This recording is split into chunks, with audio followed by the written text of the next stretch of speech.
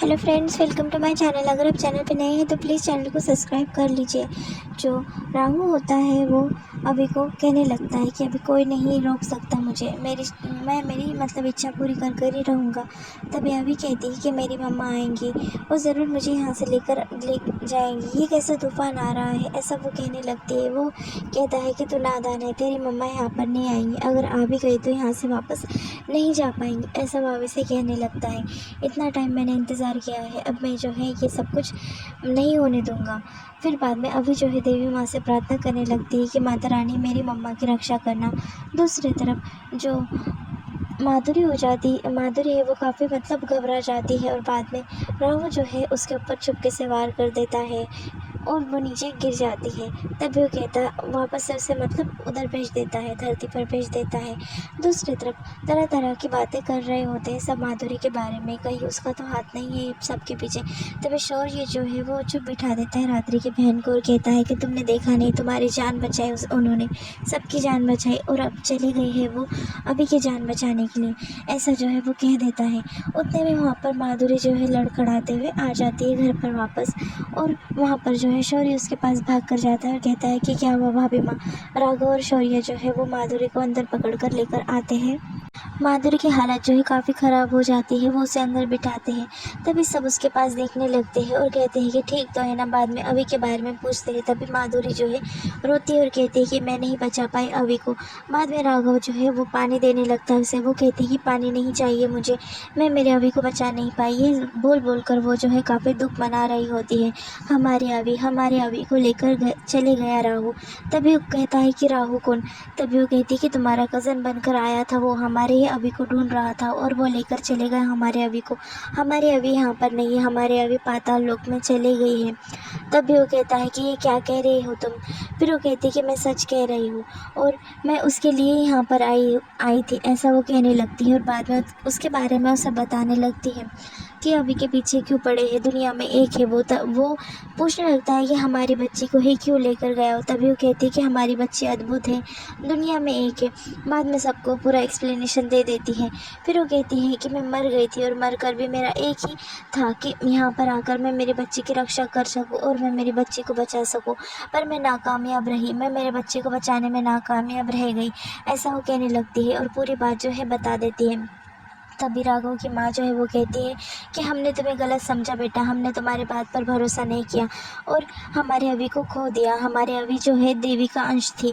ये बात जो है माधुरी सबको बता देती है कि वो देव का अंश है, इसलिए सब जो है उसके पीछे पड़े हैं बुरी शक्तियाँ, क्योंकि वो सर्वशक्तिशाली है। ये बात जो है माधुरी सबको बता देती है, इसलिए हमारे बच्चे के पीछे सब जो है पड़े हैं, पर मैं हमारे बच्चे को नहीं बचा सकी। फिर बाद में वो कहती है कि मैं मर चुकी हूँ, मैं ज़िंदा नहीं हूँ राघव, ऐसा वो कह देती है। सारे घर वालों के सामने उसकी सच्चाई कह देती है। फिर राघव कहता है कि ये क्या कह रही हो तुम माधुरी, तुम तो ज़िंदा दिख रही हो मेरे सामने और तुम ज़िंदा हो। तभी वो कहती है कि देखना चाहते हो क्या मैं ज़िंदा नहीं हूँ, ऐसा वो कहती है। सब जो है देख रहे होते हैं और सबको समझ में नहीं आता है कि आखिर ये क्या कह रही है। तभी वो पानी पीकर दिखाते हैं सबके सामने। जैसे वो पानी पीते हैं उसको आग लगने लगती है और पूरी जलन से उसकी तबीयत जो है ख़राब होने लगती है। वो कहती है कि देख लिया तुमने, मैं कह रही हूँ ना मैं ज़िंदा नहीं हूँ, मैं बस लाश हूँ, ज़िंदा लाश हूँ। तभी रात्रि वहाँ पर खड़ी होती है और वो कहती है कि हाँ ये ठीक कह रही है, ऐसा वो कहने लगती है।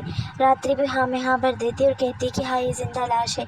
बाद में वो कहता है कि तुम ऐसा क्या हो रहा है तुम्हें, बैठ जाओ कि कैसे मैं तुम्हें हेल्प करूँ। फिर बाद में जो शौर्य होता है वो उसे कहने लगती है कि जाओ कमरे में जाकर जो है अभी के कमरे में जाकर जो है पवित्र जल लेकर आओ, पवित्र जल जब मैं पीऊँगी तब मैं ठीक हो जाऊँगी। मैं ना खा सकती हूँ ना पी सकती हूँ, बस मैं एक ज़िंदा लाश की तरह हूँ।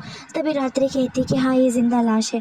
फिर बाद में शौर्य जो है वो रात्रि के पास जाकर पूछता है कि तुम्हें कैसे पता कि ज़िंदा लाश है, क्या है बात है। तभी उसकी बहन जो है उसकी पोल खोल देती है, मतलब उसे समझ में नहीं आता अनजाने में। वो कहती है कि हाँ वो कहने का मतलब नहीं था उसका, मतलब वो जानती है। फिर शौर्य कहता है कि तुम कैसे जानती हो कि वो ज़िंदा लाश है और आखिर हुआ क्या था, कैसे मरी थी तुम, ऐसा जो है वो पूछने लगता है राघव। माधुरी से। तभी वो पूछता है कि कौन था तुम्हारे मौत के पीछे और क्या है तुम्हारी मौत की सच्चाई, बताओ, आज हम जानना चाहते हैं। ऐसा जो है वो सवाल करता है, शौर्य भी करता है और राघव भी से सवाल करता है। फिर रात्रि जो है वो मतलब बात टालने की कोशिश करती है, पर सबको जो है सच्चाई जाननी होती है, आखिर मरी कैसे थी। फिर बाद में राघव जो है गुस्से से रात्रि के पास देखता है और कहता है कि कहीं तुम तो नहीं थी इसके पीछे। तभी जो उसकी बहन होती है वापस से उसकी पोल खोल देती है कि रात्रि ने नहीं मारा इसे, ऐसा वो कहने लगती है। फिर रात्रि जो है देखने लगती है, रात्रि उसकी सच्चाई जो है कबूल नहीं करती सबके सामने कि उसने उसे मारा है। फिर राघव को काफ़ी गुस्सा आता है और राघव रात्रि से सवाल करने लगता है कि कहीं माधुरी की मौत के पीछे तुम तो जिम्मेदार नहीं होना, तुमने तो नहीं मारा ना मेरे माधुरी को, बताओ रात्रि। फिर वो माधुरी से पूछता है कि तुम सच्चाई बता दो, आज मैं सच्चाई तुम्हारे मुँह से सुनना चाहता हूँ। बस माधुरी रोती है और कुछ नहीं कहती। उसे सब बातें याद आती है कि कैसे उसका हाथ बांध दिया था उसके बहन के साई से, और बाद में फिर उसकी मौत, वो आईसीयू में चली गई थी, वो जिंदा थी, फिर भी उसने कैसे जो है उसका वायर काट कर जो है उसकी जान ली थी। ये सब बात उसे याद आ जाती है, बस वो रोती है और रात्रि जो है वो खामोश रहती है, वो कुछ नहीं कह पाती कि कैसे मतलब उसने किया था सब कुछ, वो बात का जवाब नहीं देती। फिर राघव कहता है कि मैं तुम्हारा चेहरा जो है एक मिनट भी नहीं देखना चाहता, तुमने मेरी जान, मेरी बच्ची और सबको मुझसे दूर किया है, मेरी सबसे बड़ी गलती हो तुम, निकल जाओ यहाँ से, अभी मैं कुछ कहूँ उससे पहले तुम यहाँ से निकल जाओ।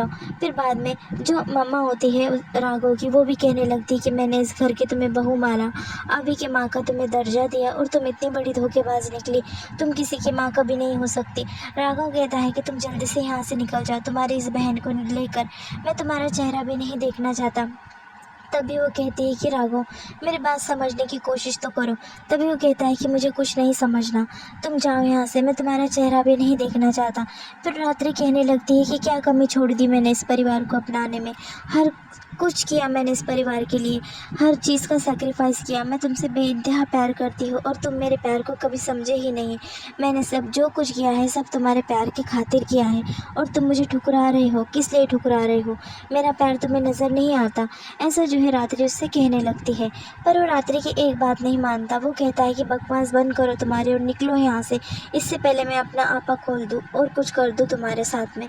माधुरी जो है चुपचाप वहाँ पर खड़ी होती है, वो रोती रहती है। फिर बाद में रात्रि जैसे ही जाने लगती है, मुझे नहीं रहना है यहाँ से, ऐसे कहकर वहाँ से पुलिस आ जाती है। शौर्य जो है पुलिस को फ़ोन कर बुलाता है उनको रात्रि को देने के लिए, रात्रि उसके बहन को देने के लिए।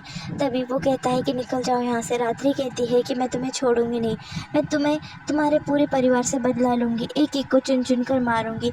तुमने मेरी प्यार की कदर नहीं समझी, तुमने मेरी मतलब समझे नहीं कि मैं तुमसे कितना प्यार करती हूँ और मुझे ऐसा ठुकरा दिया। देखो मैं तुम्हें किसी को नहीं छोड़ूंगी, सब कुछ भूल गए तुम, मैंने क्या कुछ नहीं किया तुम्हारे परिवार के लिए। तभी शौर्य कहता है कि लेकर जाओ इसे, और राघव भी कहता है कि लेकर जाओ इसे, निकल जाओ मेरे घर से और दोबारा तुम्हारी घटिया सी शक्ल मुझे नहीं दिखाना। ऐसा वो रात्रि को कहता है। रात्रि को काफ़ी गुस्सा आता है और रात्रि इंटीमेशन देकर जाती है कि मैं किसी को नहीं छोड़ूंगी, इस घर में मैं सबको चुन चुन कर मारूंगी और सबसे बदला लूँगी। वो कहती है कि तुमने मेरी प्यार की कीमत नहीं जानी राघव। गुस्से से देखती हूँ राघव को। यहाँ पर एपिसोड ख़त्म हो जाता है।